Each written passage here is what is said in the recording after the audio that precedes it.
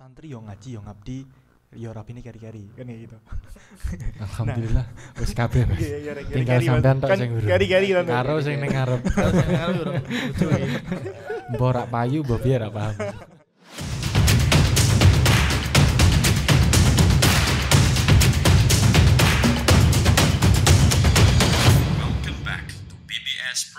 Assalamualaikum warahmatullahi wabarakatuh. Balik lagi di konten BBS Bincang-Bincang Santri, podcastnya Pondok Pesantren Baitul Abidin Darussalam. Nah, kali ini kita kedatangan tamu spesial yaitu sesepuh BAD.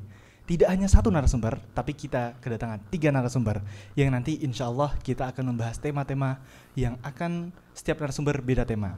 Nah, kita sambut saja beliau-beliau. Yang pertama ada Mas Khalil. Assalamualaikum Mas. Waalaikumsalam warahmatullahi. Pak sehat? Alhamdulillah sehat. Alhamdulillah. Yang kedua ini ada Pak Anwar. Assalamualaikum Pak Anwar. Waalaikumsalam. Sehat nggih? Alhamdulillah. Aman. Siap. Yeah. Yang ketiga ada pengantin baru kita yaitu Mas Yunus. Assalamualaikum Mas Yunus. Waalaikumsalam. Alhamdulillah. Sehat nggih? Alhamdulillah. Oke, teman-teman semuanya, kali ini kita nanti akan membahas tema-tema yang akan dijelaskan dari narasumber ini berbeda tema. Ada yang tentang masalah profil pondok pesantren, ada yang masalah tentang keberkahan Al-Qur'an, ada yang membahas tentang masalah sebuah pengabdian. Maka dari itu kita mungkin bisa dimulai dulu dari sebuah profil pondok pesantren Baitul Abidin Darussalam, yang mana masalah sejarahnya pun banyak simpang siur masalah sejarahnya, tapi kita akan coba kulik secara jelasnya seperti apa, seperti itu. Insya Allah yang akan membawakan profil pondok pesantren Baitul Abidin Darussalam ini adalah Pak Anwar. Untuk itu mungkin kita bisa diskusi dengan Pak Anwar sebagai materi pembuka podcast kali ini. Seperti itu ya Pak ya. Saya dulu berarti ya? Iya Pak. Ini enggak sweet dulu sama Mbak Holil. Oh enggak ada sweet ini. Oh ini ngaji. Yang paling banyak ngajinya mungkin ya. Oh iya. Oke. Mungkin kita bisa buka dengan sebuah pertanyaan sederhana, yaitu cerita sejarah singkat tentang pondok pesantren BAD ini di Ngebak Tercinta, seperti itu. Oke langsung ya. Oke langsung aja sih. Sejarah singkat ya, artinya berarti singkat ya, nggak perlu lama-lama. Singkatnya ya tentu keberadaan pondok sini nggak terlepas dari beliau, Bapak Kiai Haji As'ad Al-Hafidh, orang tua kita, guru kita. Beliau ya sama seperti yang kita ketahui semua, dulu merupakan santri dari Simbah Kiai Haji Munta Al-Hafidh. Beliau sekaligus santri, sekaligus abdi, ya, hingga pada akhirnya ketika Simbah pengabdian itu sampai akhir. Nah, kami teman-teman lah dapat cerita setelah Simbah Mun wafat tahun 2004, terus tahun 2005-nya Ibu Maryam. Setelah itu baru beliau pindah ke Ngebrak sini. Nah, waktu itu ya masih depan itu ya, dalamnya beliau. Nah, setelah itu ada santri yang ikut. Kata beliau itu yang pertama kali ikut itu Mbak Siti Zubaita ya Mas Yunus ya? Benar ya, Mbak Siti Zubaita belum sempat cerita. Lah semenjak itu akhirnya ada yang ikut. Lah namanya pondok pesantren ya itu bisa disebutkan ketika ada beberapa komponen. Betul. Di antaranya ada kiainya, sudah ada, santrinya ada asrama, ada pengajiannya. Betul. Lah itu sudah dibentuk. Cuma secara administrasi setahu saya itu untuk yang kelembagaan itu tanggal 2 Mei 2010 itu ada kelembagaannya. Terus pengukuhan piagam pondok pesantren di Galeri Kemenak itu tahun 2011-nya. Tanggal 20 Mei 2011, berarti setahun setelahnya kelembagaan itu. Terus yang Kemenak 2011. Nah, untuk nama ya, mungkin nama ini nanti mohon juga dikoreksi yang di sini maupun yang alumni sudah mukim di tempatnya masing-masing. Kalau nama itu dari literasi yang saya baca dari beberapa penelitian di pondok sini itu ada 3 setahu saya. Yang pertama kayak namanya Daruna ya. Daruna artinya desa kita atau tempat tinggal kita, rumah kita lah itu penyebutnya. Nah, terus ganti lagi ATQ, Asrama Tahfidzul Quran Baitul Abidin Darussalam. Terus berubah menjadi PPTQ Baitul Abidin Darussalam. Itu setelah tahun 2010 untuk kelembagaan dan piagam pontren 2011-nya. Sampai hari ini namanya Pondok Pesantren Tafidul Quran Baitul Abidin Darussalam. Oh, jadi yang secara resmi administrasi itu sekarang namanya adalah PPTQ Baitul Abidin Darussalam. Iya, betul itu. Oke. Kemudian setelah kita membahas tentang profil singkatnya, mungkin teman-teman juga perlu tahu sanad keilmuan dari Kiai Haji As'ad Al-Hafidh ini dan kepada gurunya itu seterusnya kepada siapa? Kan seperti itu. Nggih. Yang paling tepat yang jawab ini kayak Mas Khalil nggih, untuk sanad keilmuan tentunya sanad ke Al-Qur'anan ya. Nah, yang sering ngaji kan Mas Khalil. Saya mungkin Mas Yunus ya. Ngajinya kan sedikit-sedikit ya. Sanad majul. Sedikit banyak. Bisanya sanad majul. Ya kami enggak untuk yang sanad ke Al-Qur'annya tentu beliau ya, karena secara administrasi kami sendiri yang di pengurus dulu pernah disuruh untuk ngetik sanad ke Al-Qur'annya, tetapi diminta beliau kembali dan filenya harus nggak ada. Oh, pernah kami ketikkan waktu itu. Ada beberapa santri sudah mendapatkan itu. Nah, tapi itu prerogatif beliau.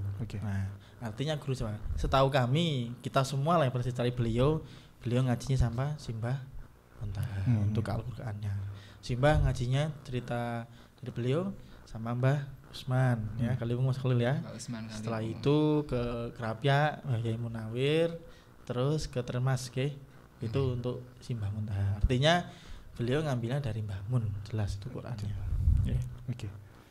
Jadi sanad-sanad pun jelas dari Kiai Haji As'ad Iya, Al-Hafidh. untuk atasnya saya nggak tahu. Dan tidak perlu diragukan ya untuk masalah sanad. Saya belum khatam kayaknya. Oke.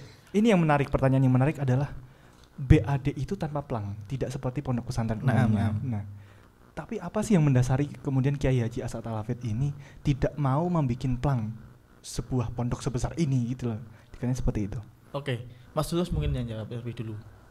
Oke. Lebih tepat. Khalil, monggo. Ini kok lempar-lemparan nih, padahal sudah briefing ini. Ayo. Asyunus. Yang lebih tepat itu Mas Yunus, yang lebih awal di sini. Mas Yunus sama saya dulu, Mas Yunus. Iya, jawab dulu. Iya. Setahu saya ya nggak tahu Mas. Dari dulu emang nggak ada pelangnya kalau di sini tuh. Mungkin kalau maksud dan tujuannya pesantren biar dikenal atau untuk publikasi dan lain sebagainya. Ya nggak tahu walau alam itu. Kalau saya menerka ya begini. Bapak itu kan ya pengasuh. Selain di pondok kita tercinta ya di Al-Syariah Pusat gitu. Emang setahu saya dipeseni Simbah untuk ngampu di sana gitu. Untuk masalah pelang dan lain sebagainya, saya takut kalau jawab nggak sesuai kerso, cuma terkaan saya sendiri, saya nggak takut. Yang saya tahu ya dari awal saya dulu kesini ya emang nggak ada pelangnya gitu. Mas Anwar juga menambahin mungkin. Dan mungkin kalau kita punya pertanyaan, kita juga nggak berani bertanya. Nah, artinya kita ya secara alamiah berjalan sampai hari ini ya sudah biarin. Jadi keinginan pribadi beliau istilahnya seperti itu. Ya mungkin saya nggak tahu tepatnya. Yang jelas saya di sini dulu nggak ada pelang, saya mau mencoba untuk tanya, artinya mempertanyakan dulu. Tapi saya nggak sampai tak utarakan, ya dengan sendirinya secara alamiah saya nggak tanya. Ya, saya menetap di sini udah selesai gitu aja. Nggak pernah saya tanya itu. Tapi suatu saat ada yang mau bertanya nggak, kenapa nggak ada pelang dari tiga ini para sesepuh? Yunus mungkin sudah tanya ya. Tapi nggak tahu jawabannya itu. Kalau saya nggak tanya Mas Haidar. Kalau saya lebih kayak gini, kalau di falsafah Jawa ada onen-onen apalah arti sebuah nama sih gitu. Cukup itu mungkin. Oke. Itu sangat mendalam sekali. Yeah. Apa arti sebuah nama, luar biasa. Mungkin Mbak Khalil atau Priwan Mas? Itu mungkin juga karena sifat ketawaduan beliau Bapak Kiai Haji As'ad Al-Hafidh yang tidak mau dikenal lah istilahnya.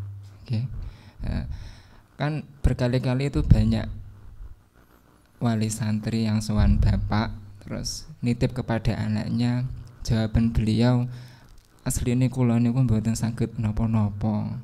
ngoten niku. Itu kan Luar biasa. suatu bentuk ketawaduan beliau. Iya. Oke. Nah, mungkin beliau dereng kersa atau belum kersa untuk membuat plang agar sing niat ngaji ben rene wae, gak kudu nganggo plang. Tidak harus memakai plang gitu loh. Enggak. Ngasih ora krono plang ya. Tapi yang menarik lagi itu seperti ini. BAD memang dari luar memang sudah seperti pondok pesantren pada umumnya, besar dan begitu luar biasa santrinya. Tapi tanpa plang pun yang mondok itu tidak hanya dari kalangan awam.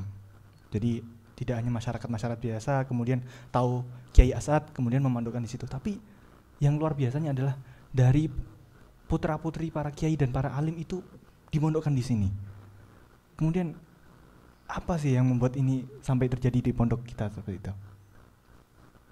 Oh enggak, Pak Anwar nih. Ini khusus Pak Anwar ini kesannya.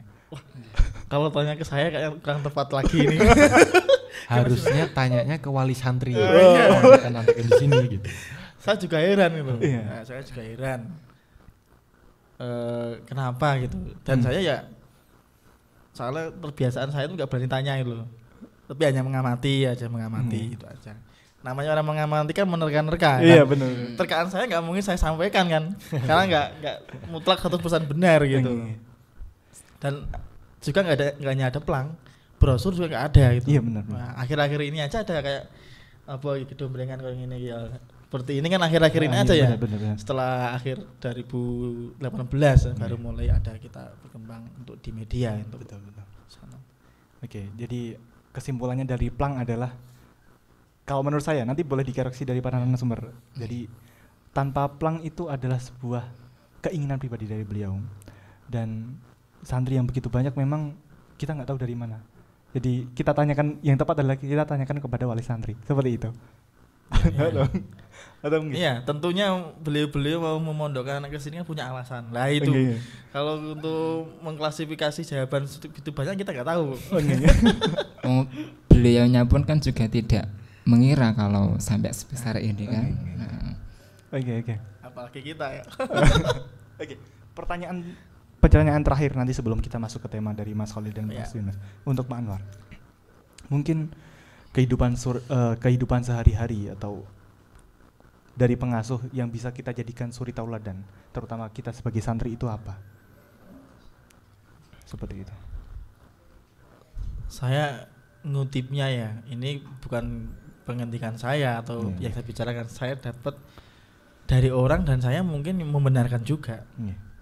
Banyak hal yang bisa kita ambil dari beliau, banyak sekali, hingga sampai kita tidak bisa mencontohnya, malah kadang lah hanya terlintas saja. Tapi yang paling kami rasa dan saya membenarkan apa dari kata orang bahwa kesederhanaan dan ketawaduannya itu yang mungkin kami sendiri ya sangat jauh banget untuk sampai ke itu, belum bisa sama dengan beliau. Sifatnya masih belajar gitu, mungkin itu. Terus juga beliau sama kok memperlakukan kita tidak dibeda-bedakan. Seluruh santri, seluruh yang di sini baik laki-laki perempuan sama. Tentu juga didoakan yang dengan porsi yang sama mungkin. Sama, artinya diperlakukan sama, enggak dibeda-bedakan, semuanya sama. Menurut saya seperti itu. Buktinya apa? Buktinya kita semuanya merasa dekat dengan beliau, itu yang hebat. Kan sama kan enggak harus beda ya.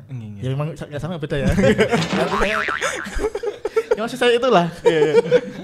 Oh, mungkin tambahan dari narasumber yang lain, ya, suri tauladan atau akhlak beliau yang mungkin kita sebagai santri itu harus contoh. Kang Holil ya mungkin.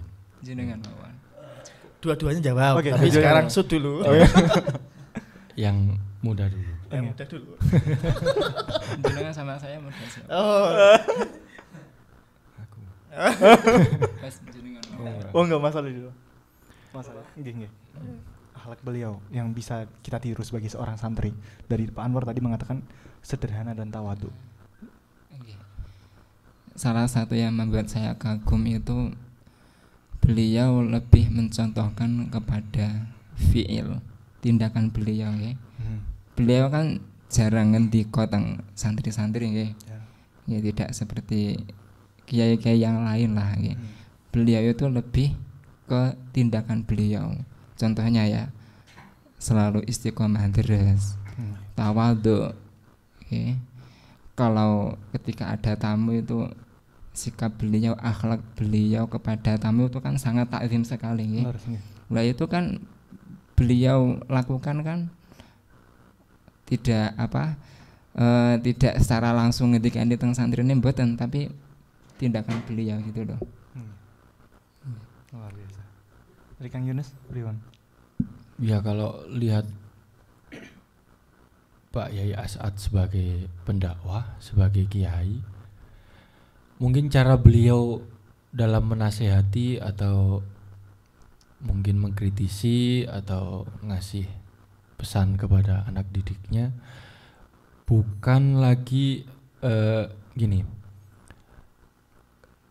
enggak mengesankan kalau beliau itu berposisi saling berhadap-hadapan.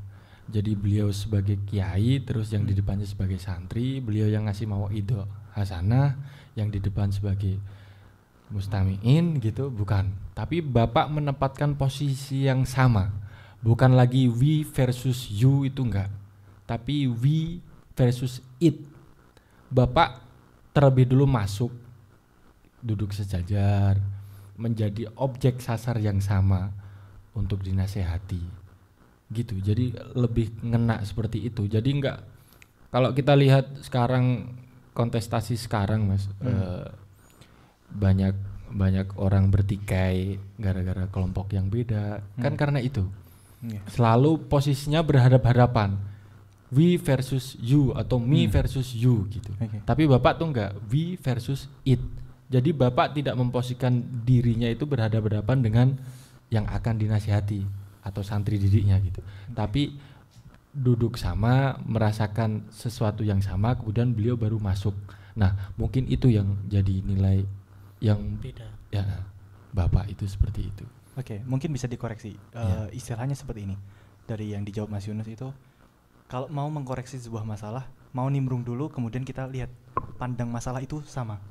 Dalam artian sama-sama duduk dulu. Misalnya ini ada sebuah masalah, kemudian Bapak dengan santrinya itu memandang sebuah masalah ini, kemudian kita ngasih solusi bersama. Atau ya gini, enggak melulu semua dilihat Bapak sebagai kiai itu sebagai objek kritik.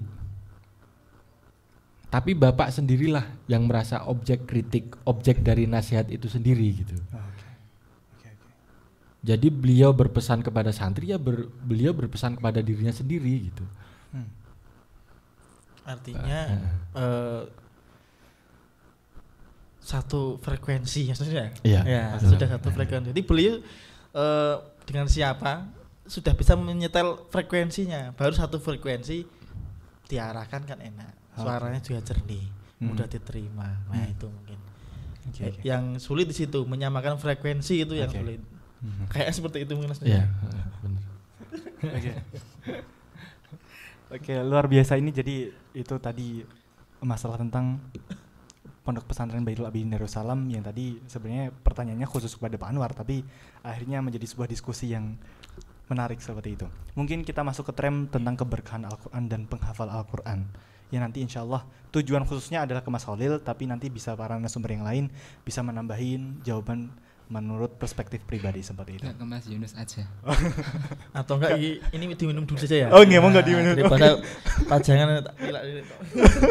Ini rokok enggak haram ya? Oh enggak haram, enggak haram. Mana masih kayak no. Nah, wis ngombe seger mulai yo. Oke.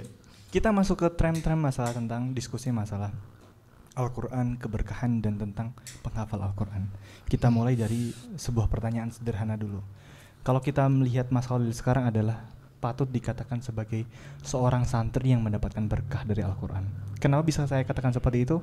Karena bisa dilihat dari posisi sekarang Mas Khalil ditunjuk Kiai As'ad untuk melu ngopeni santri, istilahnya seperti itu. Kemudian ikut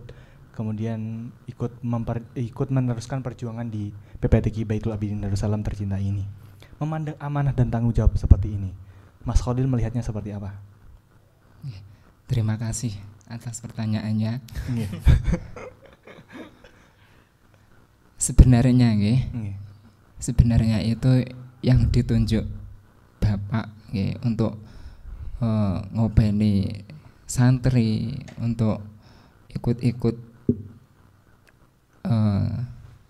jadi tenaga pendidik di pondok itu bukan saya, bukan hanya saya nggih. Bukan hanya jenengan. Nggih, bukan hanya saya, tapi kan masih banyak seperti Mas-mas Badal dan Mbak-mbak Badal itu kan mereka disuwun Bapak, dingintikani Bapak nggih. Dingintikani Bapak untuk nderek melu-melu ngopeni santri, melu-melu ngopeni ngajine santri nggih. Lah ini juga aslinya nggih berat bagi kami nggih, berat bagi kami yang namanya diberi tanggung jawab amanah nggih. Tapi di sisi lain ini juga sebagai anugerah dari Allah karena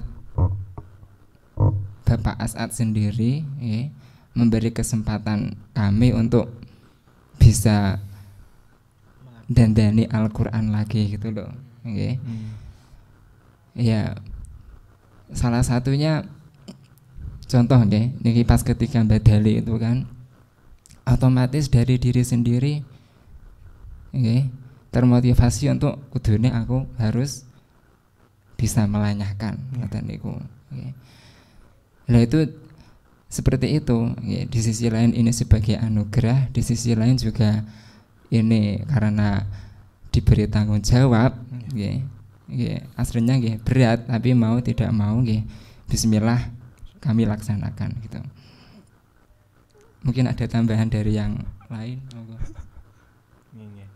Karena ini lebih perspektifnya sebagai seorang Mas Khalil yang langsung ditunjuk, jadinya tanpa ada tambahan.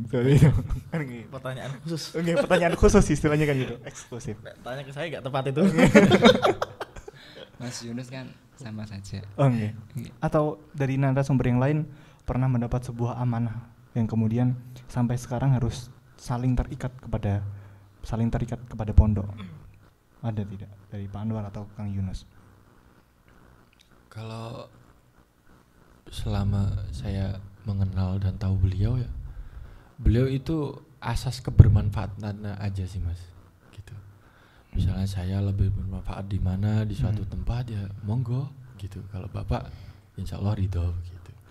Dan Bapak tahu kapasitas ini orang di mana anak didiknya di mana harus ditempatin di mana itu. Insya Allah beliau tahu yang lebih paham. Gitu. Cukup itu sih mungkin.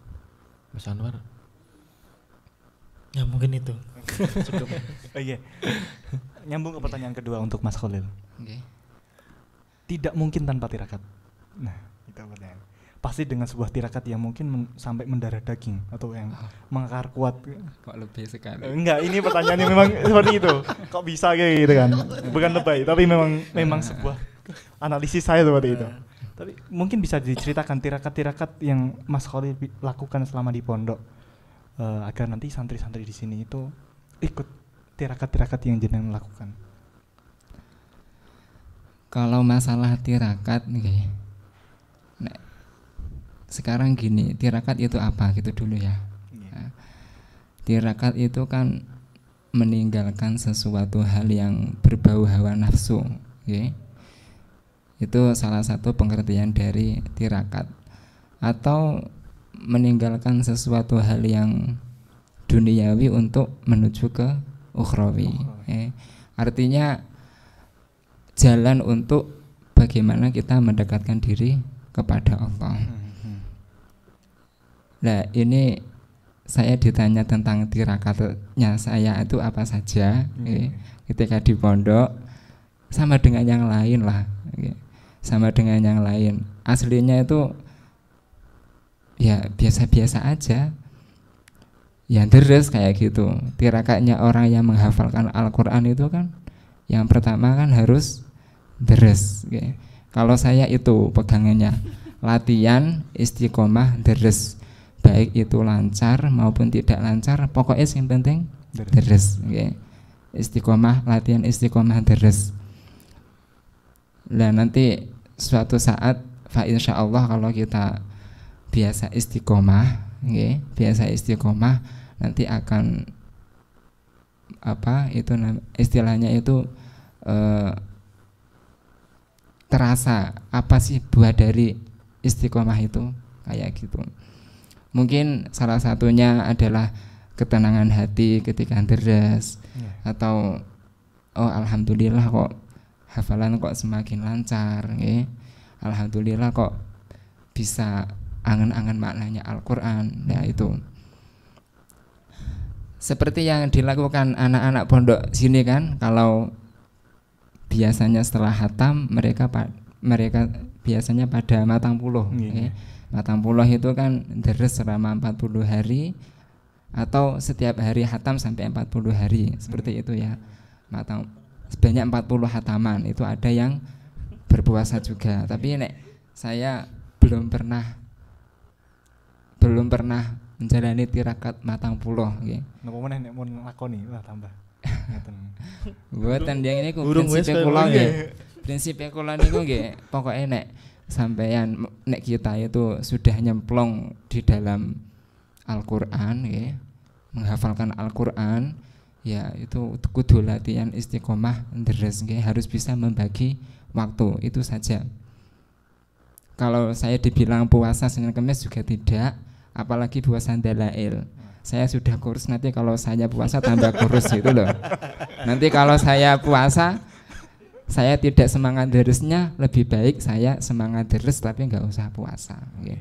Bahkan bapak itu berkali-kali ngendikani sampeyan itu nek dahar sing akeh ben derese semangat ngoten niku. Lah itu sing saya pegang, kesimpulannya berarti orang yang menghafalkan Al-Qur'an itu tirakat yang pertama itu adalah istiqomah deres, baik itu lancar atau tidak lancar, sulit atau mudah, yaitu istiqomah deres. Gitu aja.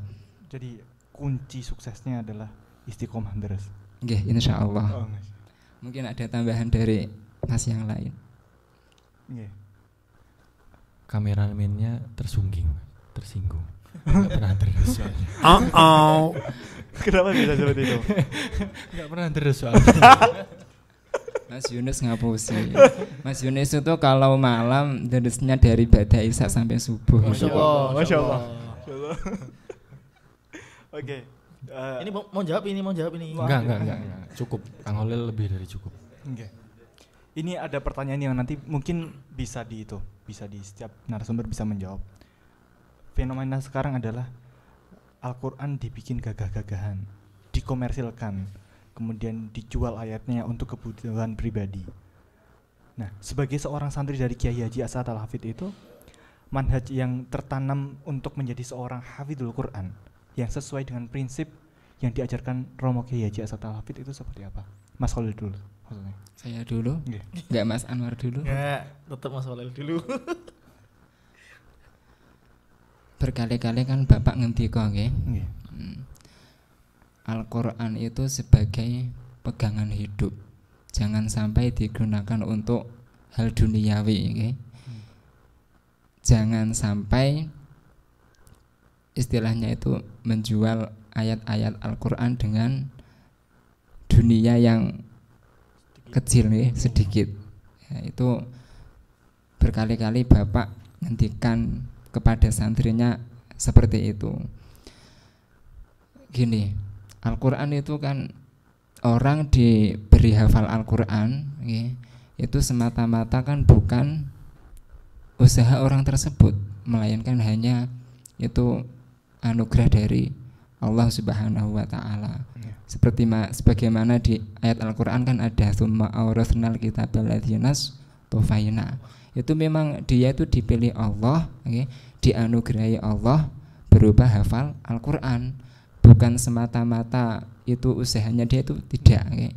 Murni semua itu adalah anugerah dari Allah. Nah, karena itu bentuk anugerah dari Allah, maka alangkah baiknya orang yang menghafal Al-Qur'an itu tidak bersikap gagah-gagahan, okay? Tidak bersikap sombong, karena itu kan bukan dia, bukan karena usaha dia, itu kan karena anugerah dari Allah.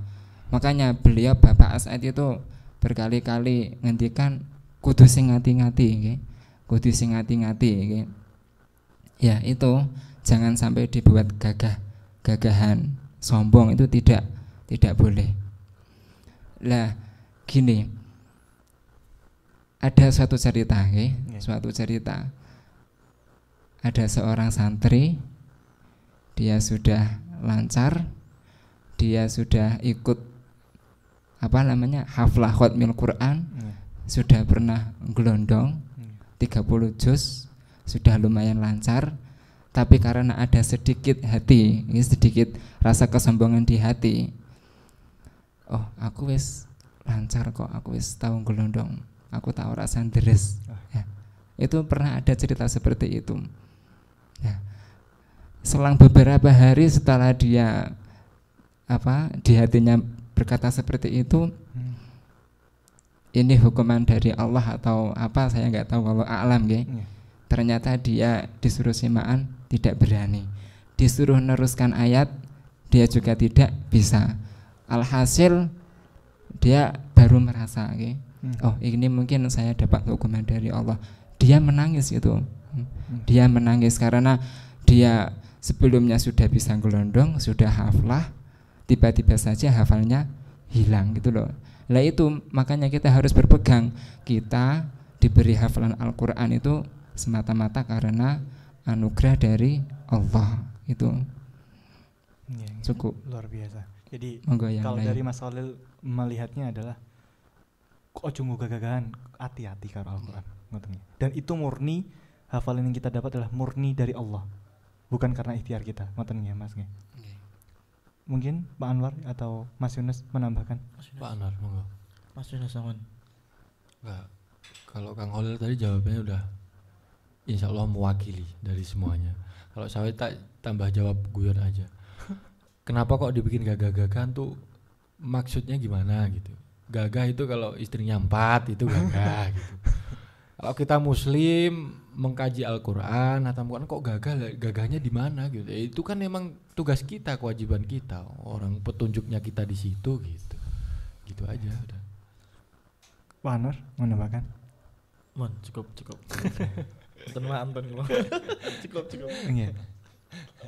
Pertanyaan terakhir untuk diskusi masalah Al-Quran. Al-Quran bisa menjadi syafaat dan bisa menjadi laknat. Memahami makalah ini bagaimana menurut Mas Khalil dan para narasumber nanti yang bisa menjawab?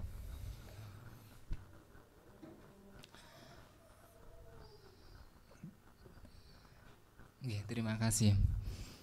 Tentang syafaat dan laknat Al-Quran, kalau menurut saya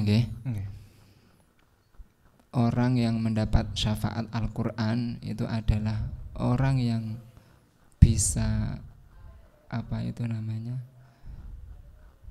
mengimplementasikan atau bisa mengamalkan nilai-nilai Al-Quran. Contohnya orang yang sudah diberi hafalan Al-Quran, berarti dia PR-nya yang harus dikerjakan adalah 1, dia harus deres. 2, dia harus bisa mengamalkan apa isi dari Al-Quran. Fa insyaallah besok di yaumil qiyamah dia akan mendapatkan syafaat Al-Quran. Sebaliknya tentang laknat Al-Quran, itu berarti orang tersebut tidak bisa mengimplementasikan atau tidak bisa mengamalkan nilai-nilai Al-Quran. Contohnya ya tadi itu, dia diberi hafalan Al-Quran tapi tidak mau deres. Dia diberi hafalan Al-Quran tapi tidak mau mengamalkan isi Al-Quran. Atau dia menghafalkan Al-Quran tapi hanya digunakan untuk kesombongan atau digunakan untuk mencari dunia. Nah itulah orang-orang yang nantinya mendapatkan laknat Al-Quran. Artinya di sini berarti Al-Quran itu kan di sisi Allah mempunyai posisi yang agung, ya. Soalnya di yaumil qiyamah nanti dia sebagai syafaat atau dia sebagai laknat gitu. Mungkin ada tambahan dari narasumber yang lain, monggo. Pak Anwar, monggo Pak. Ayo Pak, speak apa? Serius dulu. Nggak tak amplopi. Ngomong. menjadi syafaat atau menjadi laknat. Iya. Pripun iki? Di amplopi syafaat ora kuwi. Itu barokah. Mungkin gini ya. Kalau saya membuat ukuran gini. Untuk syafaat atau laknat ya wa'alam ya. Cuma kalau orang dikasih Al-Qur'an dan itu bisa jauh mendekatkan dirinya sama Allah, kemungkinan itu masuk ke bagian syafaatnya. Tetapi kok kalau orang dikasih Al-Qur'an, dapat fadl Al-Qur'an, kok malah semakin jauh sama Allah, atau malah bahkan ada keangkuhan atau sombong, lah itu ya yang harus di warning ya, harus di hati-hati. Jangan-jangan ini nanti malah mendekati yang laknat Allah gitu. Saya ada cerita kesempatan. Waktu itu saya belum selesai ngajinya ya, karena saya nggak pernah ngaji ya. Jarang lah. Bahwa tahu persis lah penggaweane dolan. Jarene wiridan ya, wira-wiri kayak wiridan. Ngaji, disuruh ngaji. Saya pernah dalam keadaan jumud atau sangat malas dan malah menyerah. Nggak mau pernah ada pikiran tidak mau saya selesaikan. Saya kira matur sama beliau. Saya pernah dengar keterangan kita boleh hasud pada dua orang. Yang pertama pada orang yang dikasih Al-Qur'an oleh Allah dan senantiasa dimudawamah diamalkan siang dan malam. Dan yang kedua orang yang dikasih rizki atau kenikmatan rizki, harta dan lainnya yang senantiasa ditasyarufkan di jalan Allah siang dan malam. Saya mikir kalau saya tidak masuk di golongan yang pertama lah, saya tak minta yang golongan kedua lah gitu. Saya matur Bapak seperti itu, Pak, saya tak yang daftar yang kedua lah. Bapak jawabnya gini, itu tuh bukan pilihan, gue ra pilihan, dijaluk apa ya iso. Nah, ngono. Oh ngoten Pak, iya.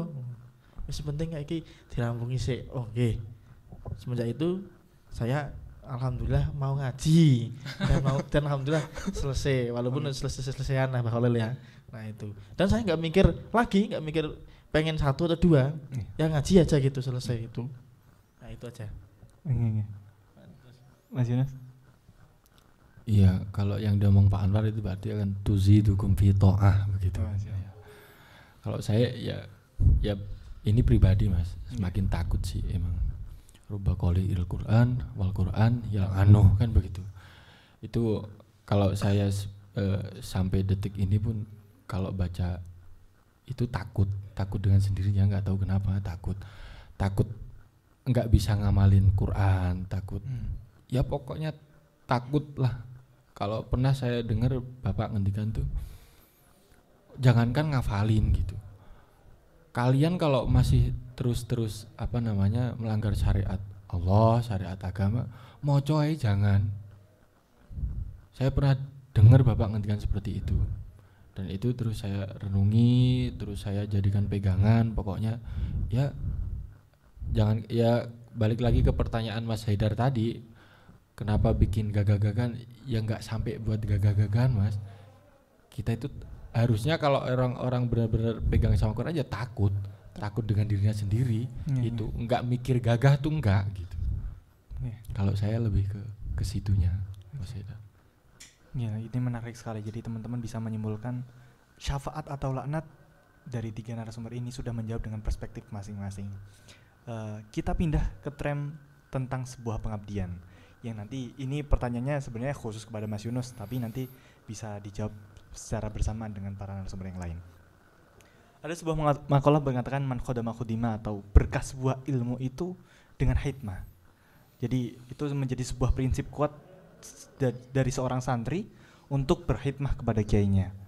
Nah, apa yang mendasari dari Kang Yunus sendiri dan narasumber yang lain sampai berkhidmah kepada Yai As'ad yang begitu lama? Kalau Mas Yunus sendiri sampai kira-kira 12 tahun sampai sekarang, atau seperti apa, itu apa yang mendasari seperti itu? Ya, kalau yang mendasari ya saya pribadi sambil jalan aja sih Mas. Tapi kalau ada makolahnya dari Syekh Zanuji yang ngarang kitab Ta'lim Muta'alim ya. Itu kan ada di Alala tuh yang biasa dihafalin, syair yang dihafalin waktu kecil kan. Alala tanalul ilma illa bisittatin sa'umbika majmu'ika bi bayani dukain wa hirsin wa istibarin wa bulghatin wa irsyadi ustadzin wa tuli zamani. Nah itu ya mungkin dari gimana sih Mas, pengetahuan saya tentang sosok Pak Yai As'ad, alimnya beliau, tawaduknya beliau, baiknya beliau, mungkin itu yang mendasari saya bisa lama betah gitu. Itu aja sih mungkin. Pak Anwar juga lama ya, Kang Holil sama ber-12 tahun, Pak Anwar 11 tahun, beda 1 tahun. Kita itu seangkatan. Kita 2010 sama Kang Holil, Pak Anwar 2011. Ya, gitu Mas. Sama saya bareng ya. Ya bareng. Seangkatan. Bisa dijelaskan ceritanya Monggo, Mas apa yang Holil. mendasari Yang 2010 dulu. Iya, yang masalahnya dulu. Apa yang mendasari kemudian lama berkhidmah kepada Yai As'ad? Saya pengen dapat berkah dari beliau Pak As'ad. Jadi nopo-nopo sing tinggi Pak As'ad selama saya mampu, insyaallah saya laksanakan supaya saya nanti mendapatkan berkah dari beliau. Saya dianggap murid beliau di dunia dan akhirat. Ngoten. Iya. Benar. Kalau saya sih ini ya, gimana jawabnya ya, khidmah ya, saya bisa dibilang ya nggak punya apa-apa ya, dan bukan siapa-siapa. Dalam artian gini, kon ngaji yo ora iso, sih. Kon ngaji ra iso, ya. Kon nukang koyo Mas Yunus yo ra iso, kon ngaji kayak Mbah Khalil yo ra iso, kon ngopo-ngopo ra iso. Ya akhirnya yo wis lah, sak iso-isone. Sampai detik ini pun ya wis ngalir. Nek dulu saya sempat merupakan tobat saya mungkin ya, karena beberapa tahun ucul ya, rak genah, rak ngaji, wiridan kalau gitu. Dan semua ya, tahu mungkin lah, maksud paham saya lah. Saya mondok ya 2011, 2012 untuk anteng. Setelah itu ucul hilang ya. Hingga pada akhirnya saya kejebak ya, mungkin suruh tobat di pondok. Saya jadi lurah waktu itu ya. Udah semenjak itu saya tobatan nasuha lah. Artinya separuh yang saya lakukan di pondok ini dengan rentan waktu yang lama wis tak tebus. Berarti ini ya kurang setahun mungkin ya. Kurang setahun dari masa penebusan saya. Nah, sisa-sisa penebusan saya, kenakalan saya ya khidmah. Isone ngopo yos? Nek isone manggon ya manggon. Isone ngopo wis sak iso-isone. Sing jelas ora iso apa-apa, yakin jelas iso apa-apa. Ngaji ora iso kaya Mbah Khalil, nukang ora iso kaya Kang Yunus. Ya serasa kanggo melu wae. Melu rono, kon rono. Rene sing ngono. Melu rame-rame kancane. Ngono tok. Rame-rame berarti. Heeh, wis melu tok. Nggih. Jadi setiap dari narasumber punya cara berkhidmah yang masing-masing dengan latar belakang yang masing-masing dengan tujuan berkhidmah yang masing-masing. Tapi ada pertanyaan lagi seperti ini. Setiap santri pasti punya angan dan cita menjadikan dirinya seorang santri itu sukses dunia dan akhirat. Nah, termasuk tidak lama-lama di pondok agar untuk melanjutkan jenjang yang lebih tinggi. Nah, konsep berpikir ini kadang bertolak belakang dengan para santri yang berkhidmah di pondok yang sampai bertahunan. Bagaimana Mas Yunus dan para narasumber yang lain melihat ini? Kalau biasa dengar Bapak ngendikan ya, ayo ndang rampung, ndang ganti sinau apa meneh gitu. Ganti lagi. Berarti sudut pandang beliau sama dengan Mas Haidar tadi. Tapi kalau masalah, mungkin kalau saya jawabnya alasan pribadi ini Mas. Kita itu hidup di era disrupsi ya. Semuanya tuh sekarang serba berubah, dunianya berubah. Kita pakai gadget ini tuh mau belajar apa aja bisa. Gitu. Saya anteng di sini pun otaknya bisa belajar kemana-mana. Kalau dulu kan era kelangkaan informasi, jadi ada dikotomi ilmu. Misal syekh ini ahli ini, kita belajar ke sana selesai pindah syekh lagi yang ahli ilmu lain lagi. Gitu. Kalau kita di sini bisa kebanjiran informasi, Mas, kalau era sekarang tuh. Makanya itu ya bukan berlama-lama di satu tempat. Misalnya saya di sini udah 12 tahun ya bukan bisa kok nyambi dengan belajar apa aja gitu. Enggak harus kepindah ke lain tempat gitu. Kalau saya begitu. Pak Anwar mungkin. Dan jangan salah, kalau Bapak itu emang begitu. Ayo dang rampung dan ganti sinau yang lain lagi.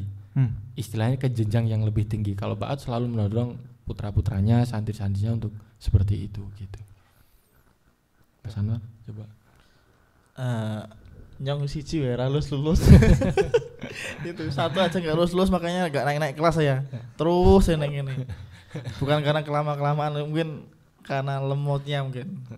Ya, saking bodoh. Iya, kalau saya Mas Anwar ini termasuk santri yang rotok-rotok bodoh lah. Nek yang pinter kan kayak Kang Holil sambil udah gitu. Ya, makanya lama gitu. Kayak kameramen yang di depan itu semuanya kan mungkin yang bodoh semuanya. Makanya lama di pondok gitu. Tapi jelas beliau seperti itu memang harapannya yang enggak hanya berhenti di sini. Harus mengembangkan keilmuannya kemana-mana jelas. Secara normal kan memang kebanyakan santri udah kita misalnya yang kuliah sambil mondok insyaallah 4 tahun kuliahnya selesai, ngajinya selesai, pindah ke sana. Saya juga nggak tahu kenapa sampai hari ini masih di sini gitu loh. Ya mungkin karena tadi saking bodohnya orang munggah-munggah siji wae ora rampung sampai hari ini ora naik kelas. Mboten kehendak pribadi. Mboten kehendak pribadi. Saya enggak pernah berpikir sejauh itu. Apakah saya di sini dimanapun tempat saya enggak pernah keinginan pribadi mau di sini aja saya enggak ada. Bener, ngalir. Setelah maksudnya tahu lah. Saya enggak pernah sedikit pun punya keinginan pribadi mau tetap di sini, enggak. Ya, saya ngalir aja lah, ngalir. Artinya yang mengikuti petunjuk aja. Tentu petunjuk guru ya. Saya harus laksanakan karena tadi alasannya jelas saking bodoh nih orang iso milih akhirnya kudu dituntun. Nah kuwi mungkin saya enggak siap. Mas Holil monggo enggak melihat perspektif jawab ini setiap dengan sumber punya persepsi yang berbeda lagi, perspektif yang berbeda lagi. Tidak jauh berbeda dengan jawaban Mas Yunus. Cukup. Oke. Kemudian tadi menarik. Jadi setiap santri pun, setiap narasumber di sini punya perspektif berbeda dalam melihat santri sing hikmah sing suwe-suwe bertahun-tahun itu cara pandang pun ada yang berbeda-beda. Tapi kita masuk ke sebuah pengalaman pribadi. Pasti dari perjalanan panjang itu untuk mengabdi di pesantren ini pasti punya titik down. Dan mungkin bisa di-sharing motivasi dari eksternal atau dari internal yang kemudian bisa sharing ke teman-teman agar yang mengabdi tetap terus mengabdi dalam artian fokus mengabdi dan menjalankan tujuan personalnya. Dan untuk seperti apa itu motivasinya? Mungkin Pak Anwar yang lebih sering down dulu kayaknya. Jadi mungkin lebih paham. Lebih banyak downnya ya. Kalau saya up terus. Oke. Kalau menjadi santri ya dan kaitannya ngaji itu nanti Mbak Kholil ya yang jawab ya. Saya mungkin ini dari sisi lain. Ketika kami jadi pengurus ya, teman-teman ngabdi lah dan kebetulan jadi pengurus dan mungkin sering 1 kali 2 kali itu beberapa pada titik jenuh yang sangat jenuh. Mohon maaf gini, sampean sudah capek-capek ngurusi sekian santri, menjalankan tatib yang ada, di lapangan ternyata mungkin ketemu santri yang mungkin menguji kesabaran, belum lagi diuji dengan teamwork atau temen yang mungkin kurang nyaman, belum lagi hubungan komando dengan atasan maupun bawahan kurang stabil. Ya kadang hal seperti itu, belum lagi ya wis capek-capek ngurusi itu ngaji dia kececeran. Nah itu pesen teman-teman buat yang pengurus tetap semangat, karena pada dasarnya gini ya, sama lah kita di sini pengurus tentunya lah nggak ada yang gaji, bener nggak ada yang gaji ya wa alam, muga-muga ya untuk barokah Amin, pondok amin. mawon. Amin. Enggak ada ganti sepeser pun. Anane yo malah mohon maaf kadang ketidaksepahaman dengan santri dan lainnya. Ya, saya pedomannya gini. Waktu itu saya pernah mau nyerah yang ngurus pesan beliau. Pak, kayaknya saya nggak sanggup lah gini. Lah sanggupnya ngopo ngeten-ngeten.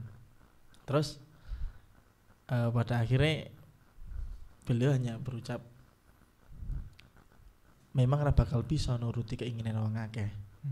Tapi setidaknya ya ojo dicolong kabeh. Artinya apa? Kita kalau memang nggak bisa mengambil semuanya, ya setidaknya jangan dilepas semuanya. Ada titik fokus yang harus kita pegang. Nah itu. Terus beliau juga bilang tidak mungkin kita bisa menyenangkan semua orang, ya kan? Rasulullah saja mohon maaf ada yang nggak suka ketika beliau masih belum risalah kenabian, semua orang suka kan kejujuran. Tapi setelah beliau mendapat risalah kerasulannya, muncul yang tidak paham. Apalagi pengurus ya, teman-teman pengurus itu is kaya ngono. Makanya makalah itu ridhon nas goyah la tudrak. Membuat semua orang senang itu gak akan pernah bisa. Dan dari situ saya belajarnya apa? Gak mungkin memang kita bisa menyenangkan orang, tapi setidaknya kita juga harus tetap menjalankan apa yang menjadi amanat kita. Itu kan kisahnya gini, ketika Luqmanul Hakim ya, itu yang tidak bisa menyenangkan, membawa pergi jalan ke pasar lah sama anaknya dan sama domba kecil itu ya, domba. Ketika dombanya dinaikin Luqmanul Hakim, anaknya jalan street, ada orang di tengah jalan komen, loh kayak pergi kok malah naik domba, anaknya dibiarkan seperti itu, tidak punya rasa kasihan sama anaknya, suruh jalan kaki. Nah, setelah itu turun, anaknya suruh naik, jalan lagi. Nah, setelah jalan ketemu orang, dikomen lagi, gue anak durhaka, bapaknya malah melaku, anaknya nangring neng domba. Nah, akhirnya anaknya turun, Luqman Hakim jalan, anaknya jalan, dombanya sudah jalan. Ada orang bilang, wong ora genah. Lah ngapa? Wong ono domba nganggur kok ora dienggo dimanfaatke. Nah, pada akhirnya ya wis, anaknya naik, Luqman naik, dombanya dinaikin berdua itu. Setelah jalan, komen lagi. Wong kok ora ndek belas kasihan sama hewan. Masa hewan cilik ngono dimoti wong loro. Nah, artinya apa? Setiap apa yang kita lakukan mesti ada orang yang berkomentar. Nah, artinya apa ya tadi? Tidak mungkin kita bisa menyenangkan banyak orang. Tapi yang jadi pegangan, ya dah kita ngabdi sebisa kita, semampu kita, semoga kita manfaat lah. Yang penting bermanfaat bagi yang lainnya. Masalah balasan orang lain seperti apa, ya tidak usah dipikir. Nek dipikir nggak ndadekno galau ya, ndadekno malah tekan di pikirane, santai slow mungkin itu. Ya. Ada tambahan dari Mas Alwi? Mas Yunus? Ya, sering sih Bapak kalau bilang itu kalau jadi harus tahu diri gitu. Misal sampean bisanya bebersih, bisanya nyapu, ya ayo nyapu di pondok kita terenja. Yang kayak Mas Anwar pintar administrasi, ya udah jadi pengurus.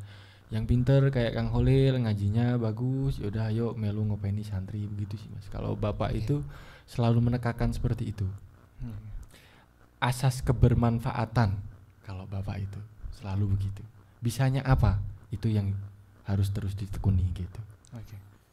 Ini menyambung dengan sebuah pertanyaan selanjutnya yaitu santri yo ngaji yo ngabdi yo rapine kari-kari kan ya gitu. Alhamdulillah wis kabeh Mas. Tinggal Kari-kari, sampean tok kan sing urung. kari-kari kan. Karo sing ning ngarep. Mbok rak payu mbok piye rak paham. Nah. Oke, tapi kan tidak semua santri itu mendapatkan amanah untuk menjadi pengurus, abdi dalam dan lain sebagainya. Nah, ketika kita menjadi posisinya sebagai santri biasa, pengabdian seorang santri biasa ini menurut para narasumber itu seperti apa? Mungkin Mas Yunus dulu. Iya, kalau tujuannya kan thalib ya Mas. Mencari ilmu. Kalau paham pada posisi seperti itu, ya udah lakukan apa yang seharusnya dilakukan oleh thalib, seorang murid. belajar yang tekun, giat, mempeng gitu kalau Bapak gitu. Ntar kalau misal ada potensi lain kayak Mas Anwar, kayak Mas Holil, ya bisa disambi dengan pengabdian, dengan bentuk pengabdian yang lain kayak begitu. Mas Holil nambahin gitu. Pripun, pengabdian seorang santri biasa itu pripun? Ya nggak harus jadi pengurus, nggak harus jadi ustadz atau badal, nggak harus jadi kayak saya di belakang gitu, mungkin enggak Mas. Tapi dengan paham posisinya sebagai tolib dan dia serius belajar, terus semangat golek ilmu, itu pun udah bagian dari pengabdian kalau menurut saya. Bahan yang lain? Tidak lupa selalu mendoakan gurunya. Adik itu termasuk dari sebuah pengabdian, karena dia selama di pondok, selama dia belajar di pondok itu kan ada yang ngajar, yaitu seorang kiai. Berarti kita harus ada balasan lah setidaknya lah ya, dengan cara mendoakan beliau ataupun anut apa yang didhawuhkan beliau. Cukup niku mawon. Nggih. Kon ngaji gitu aja. Niku sing santri biasa nggih, sing mboten biasa nggih. Nggih. Nggih, Pak Anwar. Oke, bener kata Mas Enus. Ngabdi itu nggak harus jadi pengurus, nggak harus jadi badal, nggak harus jadi abdi dalem, nggak harus jadi punya posisi atau label tertentu, nggak harus. Jangan khawatir kehabisan aktivitas untuk ngabdi. Jangan khawatir. Insya Allah banyak hal yang bisa kita lakukan di pondok ini. Ini jangan khawatir. Kita yang penting azam, niat, saya pengen ngabdi dengan pondok sebisa saya, semampu saya, ya, sebermanfaat saya. Nah itu diniati itu dulu, dia melakukan apa yang bermanfaat untuk pondok ini sudah. Artinya apa? Tidak harus punya label pada dirinya. Ada cerita, saya menangis juga ya beberapa tahun yang lalu lah, yang telah silam lah. Sekarang sudah alumni orangnya.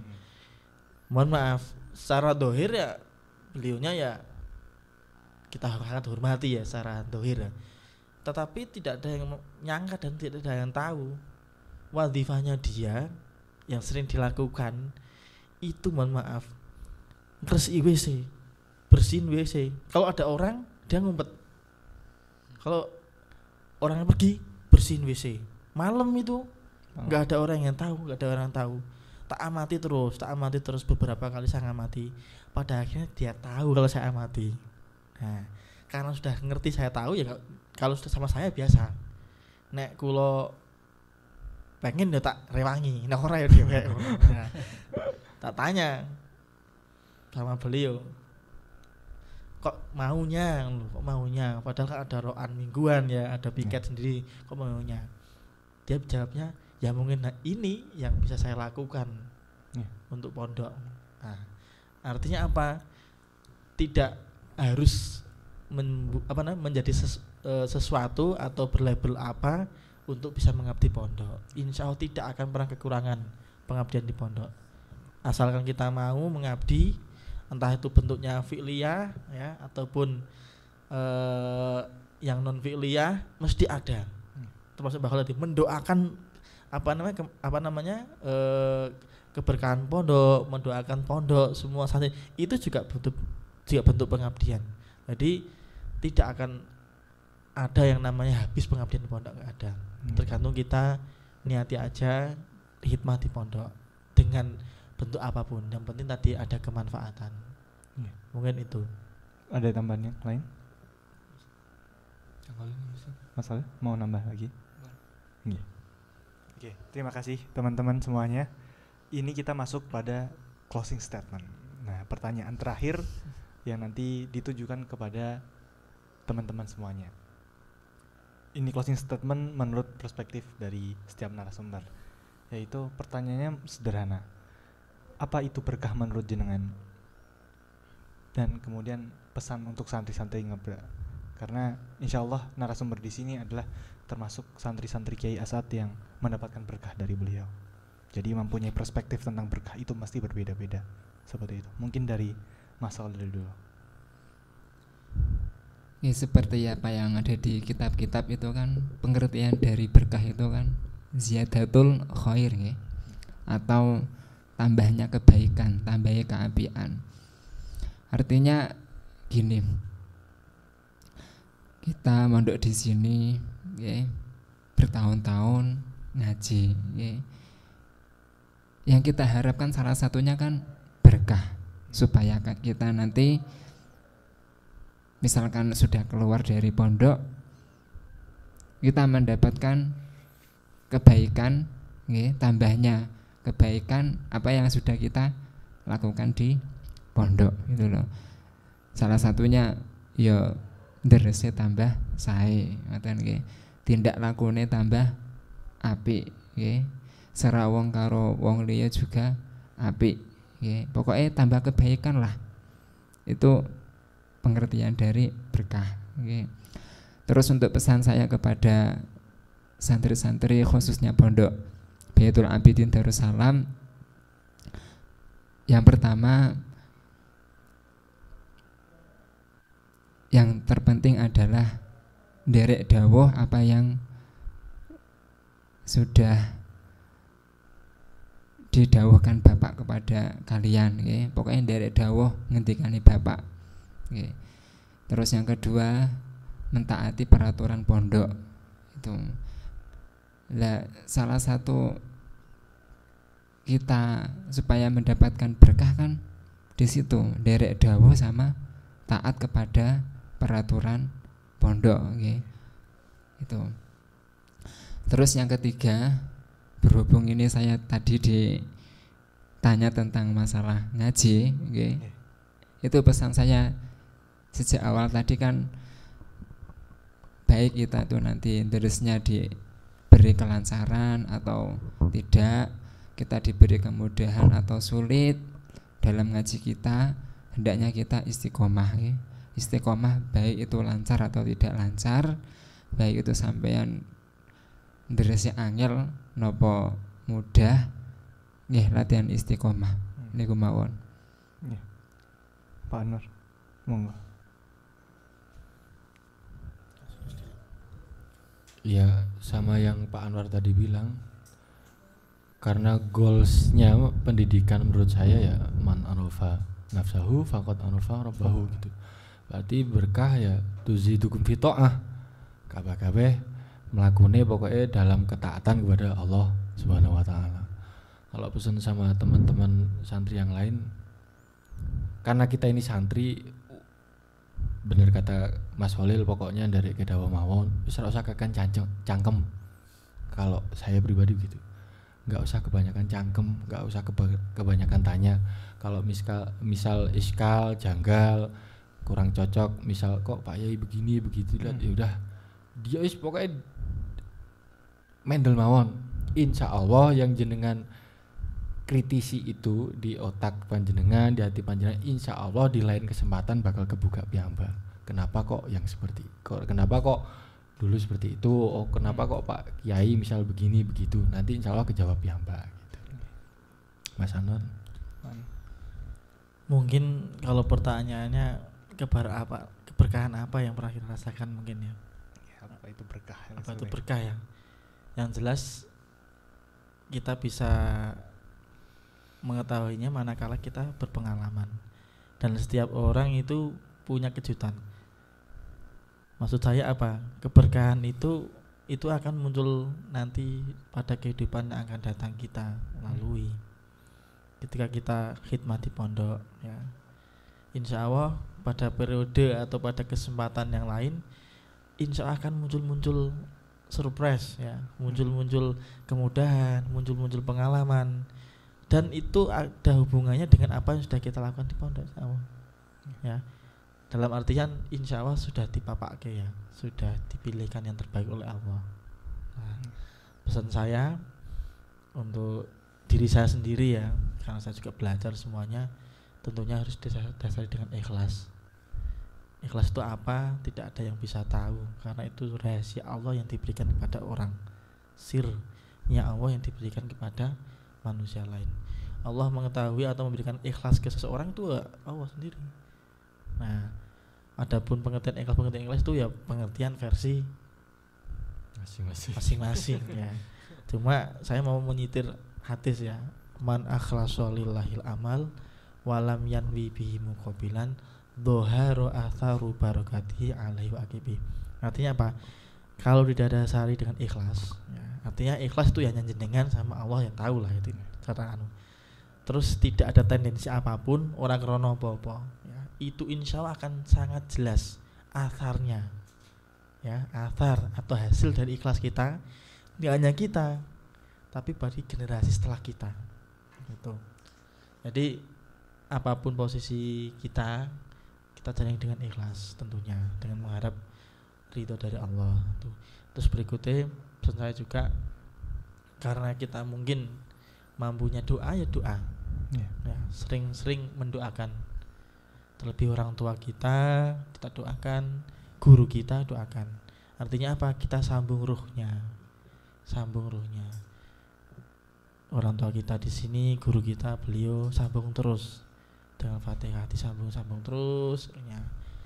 Teman-temannya juga disambung, alumninya didoakan semua, pondoknya didoakan ya, di gurunya, teman-temannya, alumninya, terus serta orang yang mungkin membantu dan keterkaitan dengan pondok ini doakan semuanya. Insya Allah keberkahan itu akan mengalir sendirian pada panjenengan. Mungkin itu yang biasa sampaikan ya. Cukup itu Mas. Ada tambahan yang lain sebelum saya tutup podcast kita? Ya, closing statement ya. Iya, closing statement. Tentang ikhlas tadi ya seperti surat Al-Ikhlas. Enggak ada kata Al-Ikhlas di dalamnya. Udah mungkin itu Mas Edo. Oke. Mas Adit? Sama. Iya. Terima kasih para narasumber yang para sesepuh Pondok Pesantren Baitul Abidin Darussalam mau meluangkan waktu, mau memberikan ilmunya kepada teman-teman yang nonton dan yang nanti di pondok. Semoga menjadi amal jariah untuk para narasumber dan memberikan keberkahan pada teman-teman santri yang lainnya. Mungkin itu teman-teman podcast kita isinya daging semua. Jadi jangan sampai teman-teman skip ya. Intinya luar biasa sekali para narasumber malam kali ini. Insyaallah kita ketemu di BBS selanjutnya. Saya akhiri, mohon maaf apabila ada tutur kata yang kurang berkenan. Wassalamualaikum warahmatullahi wabarakatuh.